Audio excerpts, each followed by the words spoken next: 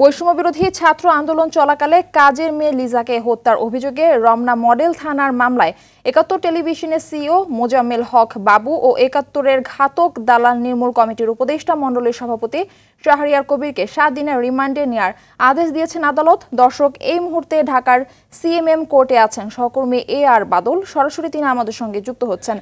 বাদল নিশ্চয়ই আমাদের সঙ্গে যুক্ত হয়েছেন। বাদল, কেন সাংবাদিক মোজাম্মেল বাবু, শ্যামল দত্ত এবং ঘাতক দালাল নির্মূল কমিটির সভাপতি শাহরিয়ার কবিরকে ৭ দিনের রিমান্ড দিয়েছেন আদালত? কোন গ্রাউন্ডে তাদের রিমান্ড মঞ্জুর হয়েছে জানাবেন। এছাড়া শাহরিয়ার কবিরকে ৭ দিন করে রিমান্ড দিয়েছে একাধিক হত্যা মামলায়। মোজাম্মেল হক বাবু এবং শাহরিয়ার কবিরকে রমনা থানার একটি মামলায় রিমান্ডে দেওয়া হয়েছে। এছাড়াও যাত্রাবাড়ি থানার একটি হত্যা মামলায় সাবেক রেলমন্ত্রী নুরুল ইসলাম সুজন ওনাকে ৫ দিনের রিমান্ড চাইবে আদালতে এবং আদালত এটি নির্ধারণ করবে তাকে কয়দিনের রিমান্ড দেওয়া হবে। এছাড়া শহীদুল হক এবং আবদুল্লাহ চৌধুরী, যিনি সাবেক পুলিশের আইজিপি ছিলেন, তাদেরকে অন্য মামলায় গ্রেপ্তার দেখানো হয়েছে। আদালতে যে ঘটনাগুলো রয়েছে এর মধ্যে আজকের বিশেষ করে শ্যামল দত্ত এবং মোজাম্মেল হক বাবুর যে শুনানি হয়েছে সেখানে আসামি পক্ষ দাবি করেছেন যে তাদেরকে যে মামলা দেয়া হয়েছে এই মামলাগুলো আসলে ভিত্তিহীন এবং তাদেরকে একটি রোষানলের কারণে তাদেরকে এই মামলায় গ্রেপ্তার দেখানো হয়েছে।